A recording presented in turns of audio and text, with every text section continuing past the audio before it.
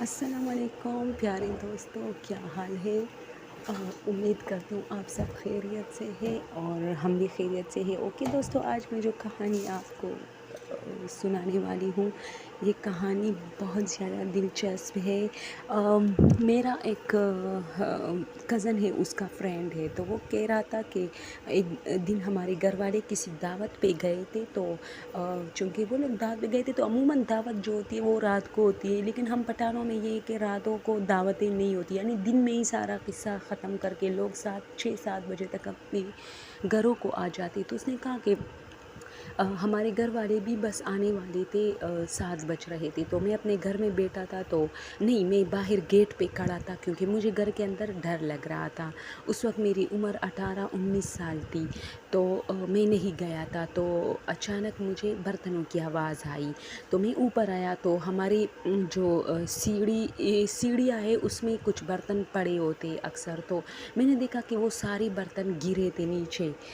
तो मैंने सोचा चलो बिल्ली होगी या शायद हवा वगैरह की वजह से, तो मैंने उसे वहीं छोड़ दिया और वापस गेट पे आया। तो अब अचानक मुझे दोबारा 10-15 मिनट बाद मैं दोस्तों से बातें कर रहा था, तो मुझे अचानक दोबारा बर्तनों की आवाज़ सुनाई दी। मैं फिर आ गया और मैंने देखा कि वही सारे बर्तन अब ठीक ठाक तरीके से सीढ़ियों में पड़े थे, यानी वापस किसी ने वहाँ रखे थे। तो मुझे बहुत डर लगा। वाकई दोस्तों, ये खौफ की बात है, ये डरने की बात है।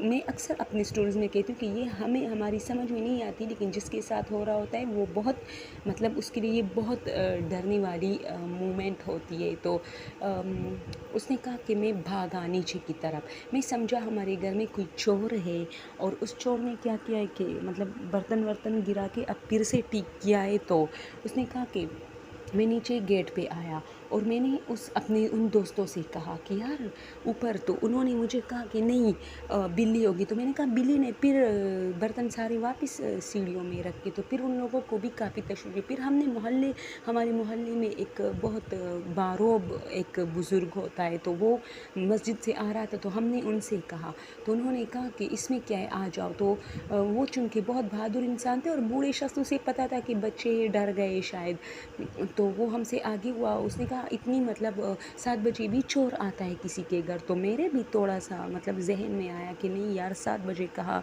आते हैं चोर। तो फिर मैंने सोचा शायद उन चोरों को पता होगा कि मतलब ये लोग आज घर पे नहीं है। खैर, हम लोग आए और सीढ़ियाँ चढ़ के ऊपर आए, बर्तन सारे सब कुछ देखा, सब कुछ ठीक ठाक पड़ा था। फिर सारा घर हमने छान मारा, क्योंकि मेरे डर की वजह से वो लोग भी मेरे साथ कमरों में घूम रहे थे, ताकि चोर अगर कोई हो, सस्ता चोर सा आ गया हो, कोई नशेई आदमी आया हो तो चलो, लेकिन नहीं, कोई नहीं था।